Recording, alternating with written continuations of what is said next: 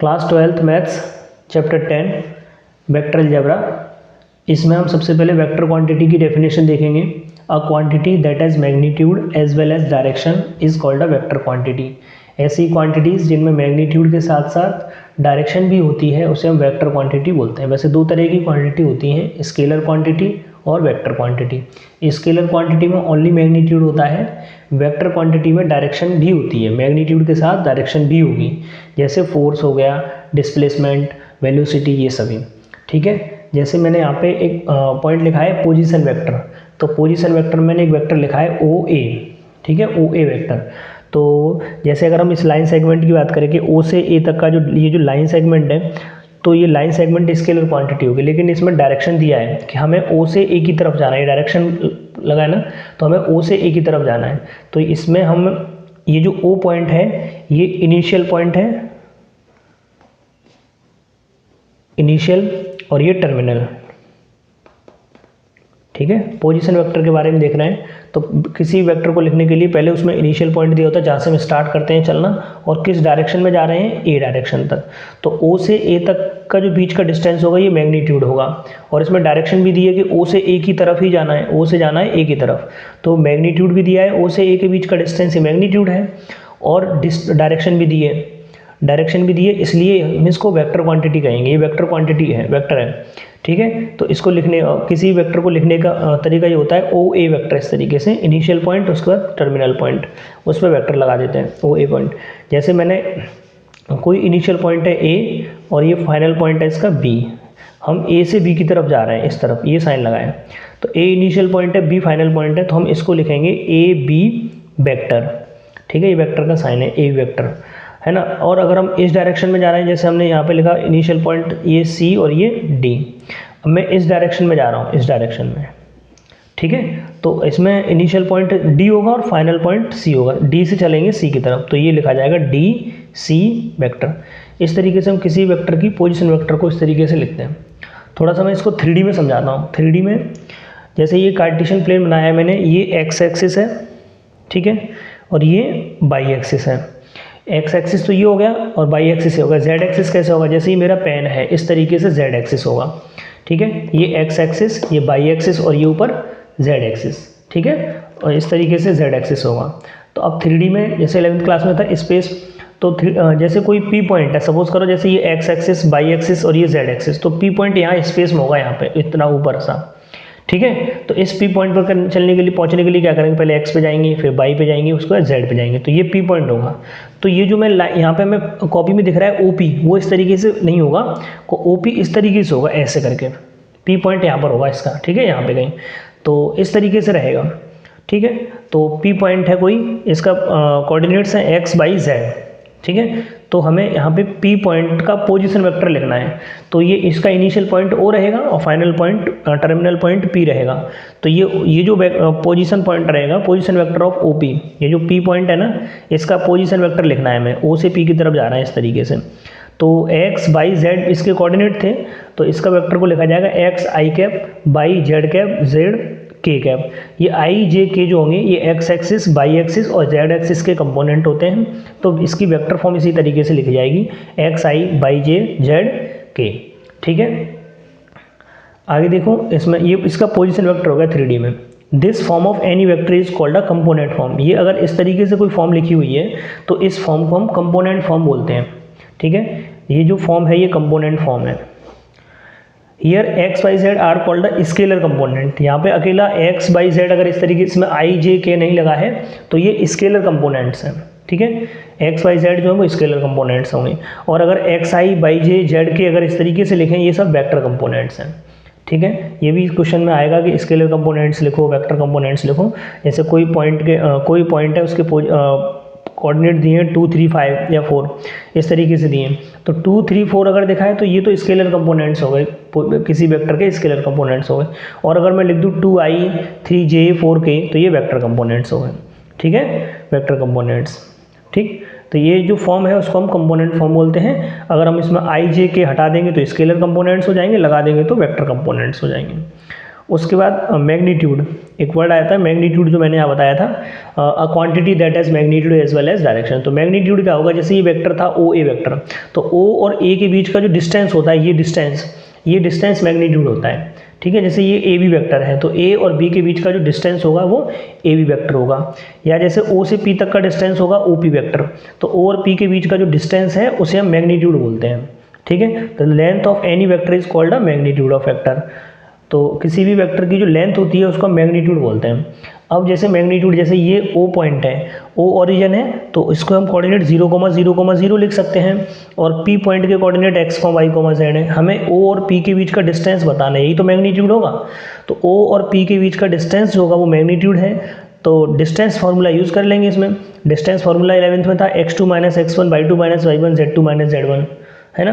तो जैसे ये कोई वेक्टर लिखा है OP vector x i y j z के, तो इसका अगर मैग्नीट्यूड फाइंड करना है, ये मैग्नीट्यूड का साइन है, इस तरीके से वेक्टर पे इस तरीके से कर देते हैं। तो मैग्नीट्यूड के लिए क्या करेंगे, x² y² plus z² in square root, इस तरीके से डायरेक्ट हम इसको लिख सकते हैं। तो ये मैग्नीट्यूड का फॉर्मूला होगा। कोई भी वेक्टर है उसका मैग्नीट्यूड अगर फाइंड करना है तो x² y² z², ये अगर कोऑर्डिनेट x y z दिए हैं तो, ठीक है, इस तरीके से।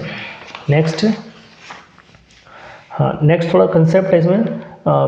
जैसे अभी मैं वेक्टर की बात कर रहा था, ऐसे ही अगर कोई वेक्टर है ए वेक्टर, जिसकी कंपोनेंट फॉर्म मैंने इस तरीके से लिखा है a1i a2j a3k, समझ गए होंगे वेक्टर को किस तरीके से लिखना है। और दूसरा वेक्टर है b1i b2j b3k, इस तरीके से दो वेक्टर्स हैं।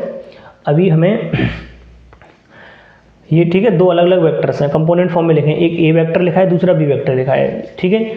तो अगर हम दोनों वेक्टर्स को ऐड करते हैं, ए और बी को ऐड करते हैं, ए वेक्टर प्लस बी वेक्टर, तो ऐड करेंगे तो क्या होगा, आई कंपोनेंट को आई के साथ ऐड करना है, जे को जे के साथ ऐड करना है, के को के के साथ करना है। देखो आई वाला ये दोनों कंपोनेंट है तो आई के साथ, जे वाले को जे के साथ, के वाले को के साथ ऐड कर दिया। ऐसे ही अगर हम माइनस करते हैं तो आई को आई के साथ माइनस करेंगे, जे को जे के साथ और के को के साथ, इस तरीके से प्लस और माइनस कर सकते हैं, ठीक है। प्लस माइनस में ज़्यादा कोई बड़ी प्रॉब्लम नहीं होगी। थर्ड पॉइंट है the vector A vector and B vector are equal. अगर ए वेक्टर और बी वेक्टर इक्वल दे रखे हैं क्वेश्चन में, ये कब हो सकता है, ये दोनों तभी इक्वल हो सकते हैं जब इनके कंपोनेंट्स आपस में इक्वल हों। तो the vector A vector and B vector are equal if and only if a1 equal b1। देखो x, ये जो कंपोनेंट है i का वो i के इक्वल होगा, j का कंपोनेंट j के इक्वल होना चाहिए, k का k के इक्वल होना चाहिए, तभी दोनों आपस में इक्वल हो सकते हैं। अगर किसी क्वेश्चन में दिया है कि ये a वेक्टर और b वेक्टर इक्वल हैं, तो a वेक्टर और b वेक्टर इक्वल है, इसका मतलब a1 equal b1, a2 equal b2, a3 equal b3, ये होगा, ठीक है। Next, fourth point, two vectors A vector and B vector are collinear if and only if. Collinear का मतलब होता है सेम लाइन के पैरेलल होगा, ठीक है। जैसे ये एक वेक्टर हो गया ए वेक्टर और ये दूसरा वेक्टर हो गया बी वेक्टर, दोनों पैरेलल हैं, लेंथ इनकी अलग अलग है, ठीक है, लेंथ दोनों की अलग अलग हो सकती है।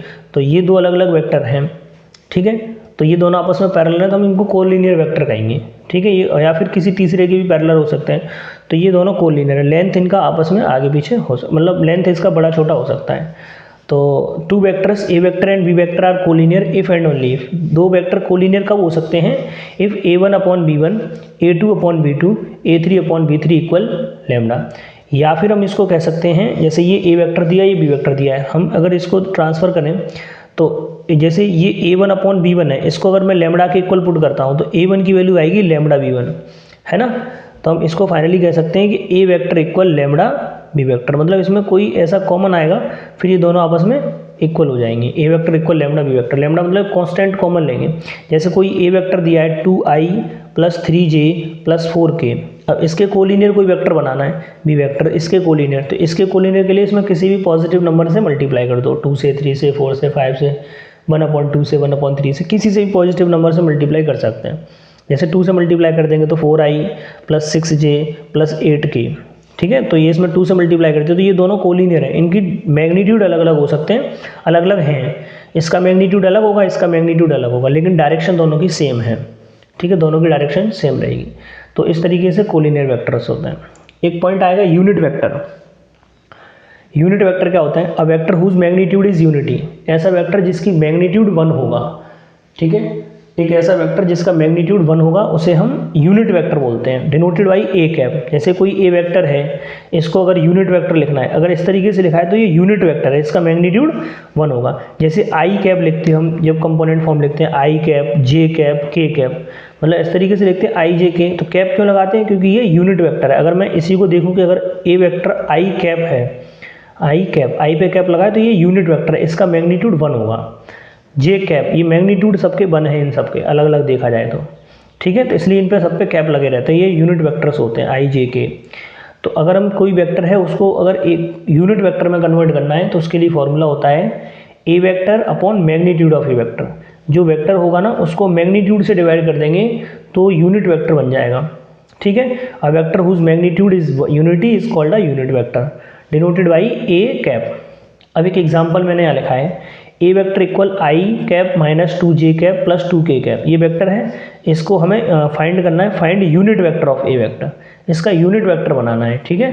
तो यूनिट वेक्टर के लिए क्या करना है, ये यूनिट वेक्टर है तो यूनिट का मतलब कैप, तो ए कैप निकालना है। तो फॉर्मूला क्या है, ए वेक्टर अपॉन मैग्नीट्यूड, बस मैग्नीट्यूड से डिवाइड कर दो।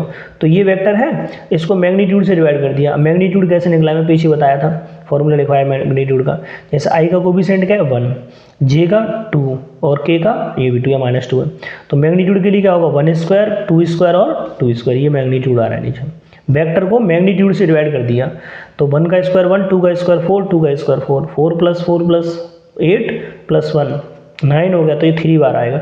3 का डिवाइड अलग अलग कर दो यहाँ पे तीनों जगह, यहाँ डिवाइड करेंगे 1/3, 2/3, 2/3। तो ये यूनिट वेक्टर बन गया, ठीक है। ये जो वेक्टर था इसका यूनिट वेक्टर ये होगा। अगर हम इसका मैग्नीट्यूड निकालें पूरे वेक्टर का तो 1 आएगा, ठीक है। A vector whose magnitude is 1 is called a unit vector, ठीक।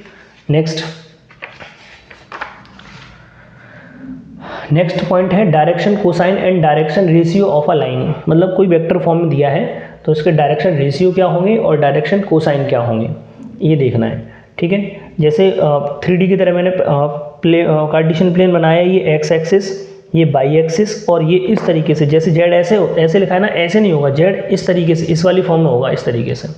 ये एक्स एक्सिस, ये बाई एक्सिस और ये जेड एक्सिस। और कोई वेक्टर है इस तरीके से जाएगा, ऐसे स्पेस में रहेगा, ठीक है। यहाँ पे P पॉइंट है तो P पॉइंट पे पहुँचने के लिए क्या करेंगे, पहले X पे जाएंगे, फिर बाई पे जाएंगे, उसके बाद Z पे आएंगे। तो यहाँ पर P पॉइंट होगा। तो P पॉइंट के मैंने कोऑर्डिनेट्स लिखे हैं A, B, C। तो सबसे पहले हमें OP वेक्टर ही देखना है। तो पोजीशन वेक्टर कैसे लिखेंगे OP को, A, B, C इसके कोऑर्डिनेट दिए तो AI, BJ, CK, ठीक है। AI cap plus BJ cap plus CK cap, इस तरीके से हम इसमें लिखेंगे, ठीक है। तो ये जो पॉइंट दिए हैं A, B, C, vector form समझ में आ गई होगी। वेक्टर फॉर्म किस तरीके से लिखनी है, पोजीशन वेक्टर, कोई भी कोऑर्डिनेट दिए हैं A, B, C तो उसको लिखना होता है AI plus BJ plus CK। तो यहाँ पे जो A, B, C हैं, ये जो पॉइंट दिए हैं A, B, C, ये होते हैं डायरेक्शन रेशियो। ये जो वेक्टर है OP वेक्टर, इस OP वेक्टर के डायरेक्शन रेशियो हैं A, B और C, ठीक। ABC इसके डायरेक्शन रेशियो हैं, ठीक है ना। डायरेक्शन रेशियो समझ में आ गए होंगे। डायरेक्शन रेशियो क्या होते हैं, कोऑर्डिनेट्स जो दिए होते हैं वो डायरेक्शन रेशियो होते हैं।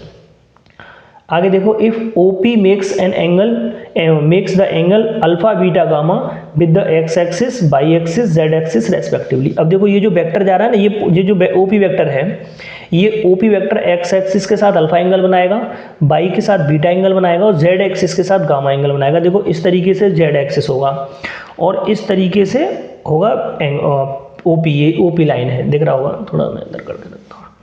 ये है Z एक्सिस और ये है OP, ये जो रेड पेन है ये OP वेक्टर है। तो ये OP एक्स के साथ अल्फा एंगल बनाएगा, बाई के साथ उधर बीटा बनाएगा, Z के साथ ये वाला एंगल गामा होगा, ये वाला, ठीक है। तो अगर ये इस तरीके से एंगल बना रहा है, एक्स एक्सिस के साथ अल्फा, बाई के साथ बीटा, Z के साथ gamma, then cos alpha, cos beta, cos gamma are called the direction cosine of OP, ठीक है। तो अगर अल्फा बीटा गामा एक्सिस के साथ एंगल बना रहे हैं तो cos alpha, cos beta, cos gamma, इनकी जो ये जो एंगल्स हैं इनकी कॉस वैल्यू होती हैं, उनको हम डायरेक्शन कोसाइन कहते हैं।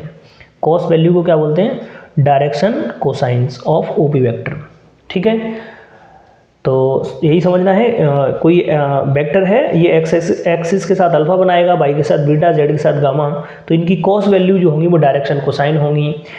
और OP वेक्टर जो P पॉइंट है इसके कोऑर्डिनेट ABC हैं, ये डायरेक्शन रेशियो होते हैं, ठीक है। तो these are usually denoted by L comma M comma N. ये जो cos alpha cos beta cos gamma इनकी कोई जो एंगल्स होंगे उनकी वैल्यू पुट करेंगे तो जो वैल्यू मिलेंगी ना उन सबको एल एम एन से डिनोट करते हैं। एक एल होता है, एक एम होता है और एक एन होता है, ठीक है। या जो कॉस अल्फा होगा वो एल होगा, एम होगा कॉस बीटा और एन होगा कॉस गामा। इसमें रिलेशन होता है, ये जो डायरेक्शन कोसाइंस होते हैं इनके स्क्वायर्स का सम 1 होता है। डायरेक्शन कोसाइन के स्क्वायर्स का सम 1 होगा। Cos square alpha cos square beta cos square gamma equals to 1 होता है। अब ये जो कॉस अल्फा है उसको एल से डिनोट कर रहे हैं, कॉस बीटा को एम से, कॉस गामा को एन से, तो हम कह सकते हैं L square plus M square plus N square equals to 1, ठीक है। ये याद रखना है, cos square alpha cos square beta cos square gamma equals to 1। Direction cosine के स्क्वायर्स का सम हमेशा 1 होता है ना। अब यहीं से क्वेश्चन आता है कि अगर cos square alpha cos square beta cos square gamma 1 होता है तो sine square alpha sine square beta sine square gamma क्या होगा। तो देखो ये जो कॉस स्क्वायर अल्फा है ना इसको हम 1 माइनस साइन स्क्वायर अल्फा लिख सकते हैं। कॉस स्क्वायर बीटा को 1 माइनस साइन स्क्वायर बीटा लिख सकते हैं। कॉस स्क्वायर गामा को 1 माइनस साइन स्क्वायर गामा लिख सकते हैं। इक्वल में 1 दे रखा है। तो देखो ये 1 और ये 1 प्लस 1 2 प्लस 1 3 हो गया इक्वल्स टू, ये माइनस का साइन स्क्वायर इधर भेज देंगे तो प्लस का साइन स्क्वायर अल्फा, ये इधर जाएगा तो प्लस का साइन स्क्वायर बीटा, ये इधर जाएगा तो प्लस का साइन स्क्वायर गामा, है ना। इधर ये जो 1 था ये प्लस 1 पहले से है। अब देखो इस 1 को जो ट्रांसफर करेंगे तो माइनस हो जाएगा, 3 माइनस से बन जाएगा तो क्या बचेगा 2 बचेगा। तो फाइनली हम कह सकते हैं sine square alpha sine square beta plus sine square gamma equals to 2, ठीक है। ये याद रखना है, cos square alpha cos square beta cos square gamma equals to 1। Alpha beta gamma are the angles, ठीक है। ये सभी एंगल्स हैं X axis Y axis Z axis के। तो sine square alpha sine square beta sine square gamma equals to 2 रहेगा, ठीक। ये याद रखना है। तो डायरेक्शन रेशियो डायरेक्शन कोसाइन समझ में आ गए होंगे। पॉइंट जो दिया है वो डायरेक्शन रेशियो है और इनकी कॉस वैल्यू जो होती है वो डायरेक्शन कोसाइन होती है, ठीक है। जैसे ओ पी वेक्टर लिखा है ए आई प्लस बी जे प्लस सी के, तो ये डायरेक्शन ए बी सी जो है वो डायरेक्शन रेशियो है। नेक्स्ट पॉइंट है वेक्टर जॉइनिंग 2 पॉइंट्स। अभी हम सिंगल पॉइंट्स की बात कर रहे थे तो वेक्टर जॉइनिंग 2 पॉइंट्स। देखो जैसे ये पी पॉइंट है, पी पॉइंट के कोऑर्डिनेट है a1 a2 a3 और Q पॉइंट है इसके कोऑर्डिनेट है b1 b2 b3। दोनों पॉइंट स्पेस में, ये x एक्सिस बाई एक्सिस और ये z एक्सिस कार्टेशियन प्लेन है। तो हमें क्या करना है, ये जो P पॉइंट और Q पॉइंट है तो PQ वेक्टर पता करना है। PQ वेक्टर क्या होगा, PQ वेक्टर, ठीक है। तो P पॉइंट के कोऑर्डिनेट दे रखे हैं, Q पॉइंट के कुछ दे रखे हैं, हमें वेक्टर पता करना है PQ वेक्टर क्या रहेगा, PQ वेक्टर क्या होगा। तो PQ वेक्टर के लिए फॉर्मूला सबसे पहले तो ये रखना है, अगर 2 पॉइंटों को ज्वाइन कर रहा है PQ तो P इसमें इनिशियल पॉइंट है, Q इसमें फाइनल पॉइंट है। P इनिशियल हो गया क्योंकि PQ वेक्टर बता रहे हैं तो P इनिशियल और Q टर्मिनल पॉइंट। तो इसके लिए क्या करेंगे, PQ वेक्टर के लिए position vector of Q minus position vector of P। PQ निकालना है तो पहले Q का पोजीशन वेक्टर से P के पोजीशन वेक्टर को माइनस कर दो। अब देखो Q का पोजीशन वेक्टर कैसे निकलेगा, तो ये लिखा मैंने पोजीशन वेक्टर ऑफ Q, ये जो Q पॉइंट दिया है ना b1 b2 b3, तो इसका पोजीशन वेक्टर लिखने के लिए क्या हो जाएगा b1i b2j b3k, ये इसका पोजीशन वेक्टर हो गया। उसके बाद P का पोजीशन वही वेक्टर क्या होगा, तो P के पॉइंट क्या दिए a1 a2 a3, तो पोजीशन वेक्टर ऑफ P हो जाएगा a1i a2j a3k। इस तरीके से position vector of Q position vector of P हो गया। हमें निकालना है PQ वेक्टर, तो PQ वेक्टर में क्या होगा position vector of O minus position vector of P, या फिर हम इसको ऐसे लिख सकते हैं PQ वेक्टर निकालना है तो OQ माइनस OP। OQ का मतलब ये हो गया पोजीशन वेक्टर ऑफ Q और OP का मतलब हो गया पोजीशन वेक्टर ऑफ P। तो Q से P को माइनस कर दो, तो Q का पोजीशन ये है और P का पोजीशन ये है, तो इससे इसको माइनस करके मैंने लिख दिया। माइनस करना बताया था मैंने, I को I के साथ माइनस करेंगे, J को J के साथ माइनस करेंगे, है ना, J को J के साथ और K को K के साथ माइनस कर रहे हैं। तो इस तरीके से हम 2 पॉइंट अगर हमें दिए हैं तो अब यहाँ पे ध्यान दो a1 a2 a3 इस तरीके से अलग अलग था। तो ये जो PQ वेक्टर बना वो ये बना, तो इसके डायरेक्शन रेशियो क्या होंगे, ये जो I का ये जो ना ये b1 minus a1 b1 minus a1 b2 minus a2 b3 minus a3, ये इसके डायरेक्शन रेशियो होंगे, ठीक है। ये PQ पॉइंट के डायरेक्शन, तो पहले PQ वेक्टर बना लेंगे और उसके जो कोऑर्डिनेट ये कंपोनेंट्स जो आएंगे वो इसके डायरेक्शन रेशियो होंगे, ठीक है। नेक्स्ट पॉइंट है सेक्शन फार्मूला। सेक्शन फार्मूला क्या है, 10th क्लास में भी था सेक्शन फार्मूला और यहाँ वेक्टर फॉर्म में दिया है। Section formula let A and B are 2 points with position vector A vector and B vector. देखो एक पॉइंट ए है और एक पॉइंट बी है, ये ओ इनिशियल पॉइंट है। तो ए पॉइंट है, उसका पोजीशन वेक्टर ए वेक्टर दिया है, तो ओ ए ये, ठीक है, ये वेक्टर ये ओ ए। दूसरा दिया है ओ बी, तो ए का पोजीशन वेक्टर ए वेक्टर है और बी का पोजीशन वेक्टर बी वेक्टर है। A and B are 2 points with position vector A vector and B vector, ठीक है। मैं एक बार फिर से यहाँ पे फिगर बता, जैसे ये ए पॉइंट है तो ये ए वेक्टर है और ये बी वेक्टर है, ठीक है, ये बी पॉइंट है। तो आगे कह रहे हैं let the point P with the position vector R. एक पॉइंट पी है यहाँ बीच में, कहीं बीचों बीच में नहीं है, मतलब कुछ बीचों बीच में होगा तो मिड पॉइंट हो जाएगा। पी पॉइंट है जिसका पोजीशन वेक्टर आर है, जैसे ये पी है तो इसका पोजीशन वेक्टर ये आर है। एक ए पॉइंट का पोजीशन वेक्टर ए हो गया, बी का बी हो गया, पी पॉइंट का हमने आर लिया, या फिर यहाँ पे आर पॉइंट ले सकते हैं की बात है। P point with position vector R divide the line segment A B. ये जो पी पॉइंट है, ये पी पॉइंट क्या करेगा, इस ए बी लाइन सेगमेंट को डिवाइड करेगा एम रेशियो एन में। ये एम और ये एन मिड पॉइंट में नहीं है, बीचों बीच में नहीं है, एम और एन रेशियो में डिवाइड करेगा, जैसे 2:1, 3:5, इस तरीके से कुछ रेशियो में डिवाइड करेगा। वैसे मैंने यहाँ लिख रखा है position vector of A, position vector of B. इस ए बी जो लाइन सेगमेंट है, ये ए बी लाइन सेगमेंट, इस ए बी लाइन सेगमेंट को ये पी पॉइंट डिवाइड कर रहा है एम रेशियो एन में। ये डिस्टेंस एम है और ये वाला डिस्टेंस एन है। तो इस आर का पोजीशन वेक्टर क्या होगा, ये जो पॉइंट है इसका पोजीशन वेक्टर पूछ रहा है क्या होगा।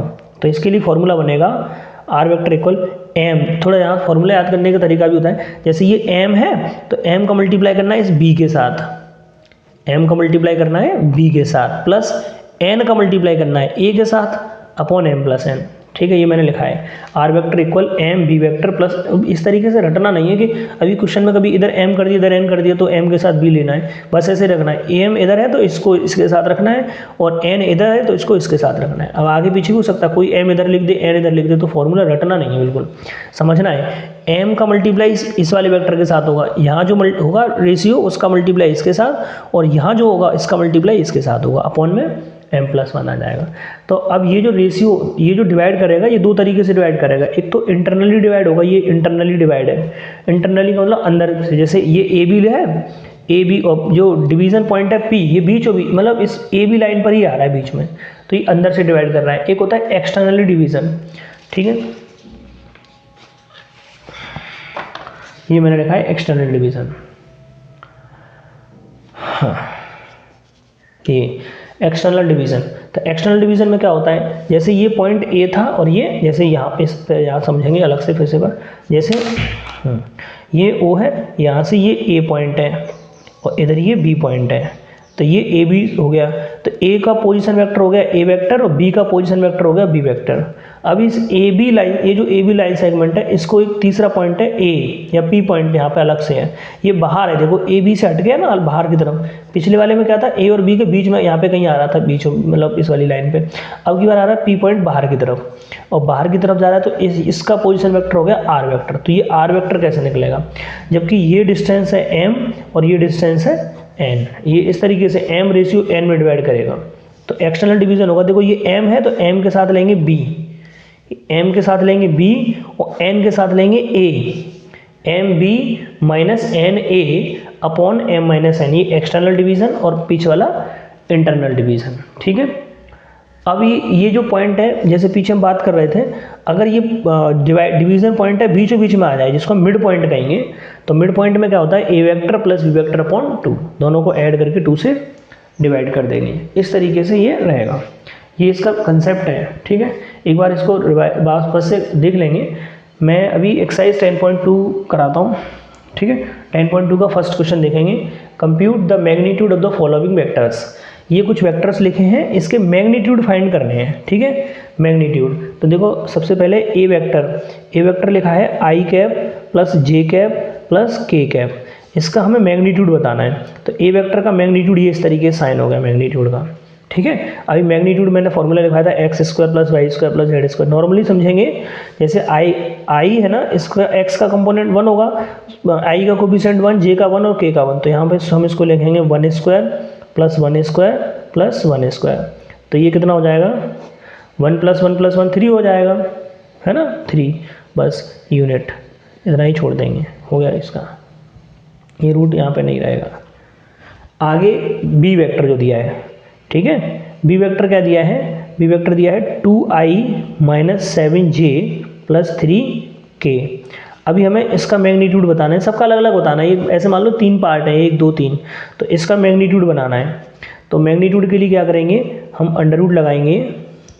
ये बी वेक्टर है ना, आई का कोफिशिएंट क्या है 2, तो पहले हम 2 का स्क्वायर लेंगे, फिर माइनस 7 का स्क्वायर लेंगे, फिर 3 का स्क्वायर लेंगे। तो अब देखना 2 का स्क्वायर हो जाएगा 4, 7 का स्क्वायर हो जाएगा 49, माइनस माइनस प्लस स्क्वायर हमेशा पॉजिटिव, 3 का स्क्वायर हो जाएगा 9, सबको ऐड कर देंगे। 49 प्लस 9 58, 58 प्लस 4 62, तो ये अंडर रूट 62 यूनिट। ठीक, इस तरीके से मैग्नीट्यूड, बस नॉर्मल है ये क्वेश्चन। सी वेक्टर देखो, सी वेक्टर दिया है 1 upon under root 3i, 1 upon under root 3j minus 1 upon under root 3k, ये इस तरीके से सी वेक्टर दिया है। तो सी का मैग्नीट्यूड देखेंगे, सी का मैग्नीट्यूड, मैग्नीट्यूड के लिए फिर से वही रूट लगाएंगे। आई का कोफिशिएंट है 1 अपॉन रूट 3, तो ये 1 अपॉन रूट 3 स्क्वायर, जे का 1 upon root 3 square minus 1 upon root 3 square. ठीक, तो 1 अपॉन रूट 3 है ना, तो 1 का स्क्वायर हो जाएगा 1 और रूट 3 का हो जाएगा 3, यहाँ 1 का स्क्वायर 1 और रूट 3 का 3, ये माइनस 1 का स्क्वायर 1 अपॉन 3। ठीक, अब इन सबको ऐड करेंगे तो ये एलसीएम सेम है 3 3, तो 1 प्लस 1 प्लस 1 3 हो जाएगा, ये 3 अपॉन 3 हो जाएगा, और 3 अपॉन 3 का मतलब 1, तो ये इसका मैग्नीट्यूड 1 आ रहा है। अच्छा, इसका मैग्नीट्यूड 1 आ रहा है, इसका मतलब ये यूनिट वेक्टर है, ये जो सी वेक्टर है वो यूनिट वेक्टर है, बाकी ये यूनिट वेक्टर नहीं, इसमें इसका आ रहा है रूट 3, इसका आ रहा है रूट 62, इसका मैग्नीट्यूड 1 आ रहा है, तो ये यूनिट वेक्टर है। ठीक है, इस तरीके से हम इसका मैग्नीट्यूड फाइंड करेंगे। Next question number 2, question number 2 देखेंगे। क्वेश्चन नंबर 2 पे क्या है, right 2 different vectors having same magnitude, मतलब ये कह रहा है 2 अलग अलग वेक्टर्स लिखो जिनके मैग्नीट्यूड सेम होने चाहिए।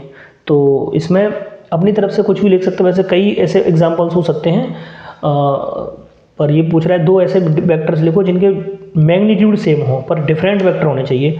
तो कुछ भी लिख सकते हैं, मैंने एक वेक्टर लिया है i plus J minus 2k, ठीक है, ये वेक्टर है, डिफरेंट होने चाहिए, मैग्नीट्यूड सेम। और दूसरा वेक्टर अपनी तरफ से मैं सोच रहा हूँ 2i प्लस जे प्लस के, जैसे ये वेक्टर हैं, ये दोनों अलग अलग वेक्टर देखने से लग रहा है पर इनके मैग्नीट्यूड डिफरेंट होंगे, मैग्नीट्यूड सेम होंगे, सॉरी। ए वेक्टर का मैग्नीट्यूड निकालूं तो मैग्नीट्यूड के लिए क्या करेंगे, आई का कोफिशिएंट 1 स्क्वायर, जी का कोफिशिएंट 1 स्क्वायर और के का है -2, तो -2 स्क्वायर, तो ये हो जाएगा 1 का स्क्वायर 1 प्लस 1 और 2 का स्क्वायर 4, 4 प्लस 1 5 प्लस 1 6, तो ये अंडर रूट 6 हो गया। ए का मैग्नीट्यूड 6 आ रहा है। बी का मैग्नीट्यूड देखते हैं, बी का मैग्नीट्यूड 2 स्क्वायर 1 स्क्वायर 1 स्क्वायर, तो ये भी 4 प्लस 1 प्लस 1 है ना, तो ये अंडर रूट 6 आ रहा है। दोनों के मैग्नीट्यूड सेम है लेकिन ये वेक्टर अलग अलग है। देखो आई जे माइनस 2 के, ये 2i प्लस जे प्लस के, तो यहाँ A vector is not equals to B vector but magnitude of A vector is equals to magnitude of B vector, मतलब मैग्नीट्यूड इक्वल है दोनों के लेकिन ये वेक्टर इक्वल नहीं है। ठीक है, next, right 2 different vector having same direction, 2 अलग अलग वेक्टर लिखो जिनकी डायरेक्शन सेम हो, यानी पैरेलल कोलिनियर वेक्टर की बात कर रहा है। तो कुछ भी ले लो, जैसे 2i plus 3j minus 2k, ये हो गया। अब एक और एग्जांपल हमें लेना है, मतलब दूसरा वेक्टर लेना है जिसकी डायरेक्शन सेम हो लेकिन डिफरेंट मैग्नीट्यूड रहेगा इनका। 2 different vectors having same direction, तो एक तो ये हो गया। अब सेम डायरेक्शन के लिए क्या होता है, इसमें 2 से 3 से 4 से किसी से पॉजिटिव नंबर से मल्टीप्लाई कर देते हैं, 2 से कर देते हैं, तो 4i plus 6j minus 4k, ये 2 अलग अलग वेक्टर्स हैं लेकिन दोनों की डायरेक्शन सेम होगी, पैरेलल वेक्टर्स होंगे। ठीक है, ऐसे और भी कई एग्जाम्पल लिख सकते हैं अपनी तरफ से। Next question number 4, find the value of x and y so that the vector this and this are equal. Question में दे रखा है कि ये दोनों वेक्टर इक्वल है, ऑलरेडी गिवन है कि ये वेक्टर और ये वेक्टर दोनों आपस में इक्वल है, तो इसमें x और y की वैल्यू इक्वल, x और y की वैल्यू फाइंड करनी है। It is given that the vectors 2i plus 3j and x I plus by J are equal, ये पहले से दे रखा है कि ये इक्वल है, इक्वल वेक्टर हैं, और जब ये इक्वल वेक्टर हैं तो इनके कंपोनेंट्स इक्वल होंगे। तो आई का कंपोनेंट क्या है, ये 2, आई का जो कोफिशिएंट है वो 2 है और इसका कोफिशिएंट x है, तो x इक्वल 2 मिल जाएगा हमें, और j का 3 है और बाई यहाँ पे है तो बाई इक्वल 3 मिल जाएगा। ठीक है, इस तरीके से क्वेश्चन नंबर 4 यहाँ पे कंप्लीट है। नेक्स्ट क्वेश्चन होगा वो अगली वीडियो में आएंगे, इसको कंसेप्ट को बार बार देखेंगे। ठीक है, थैंक यू।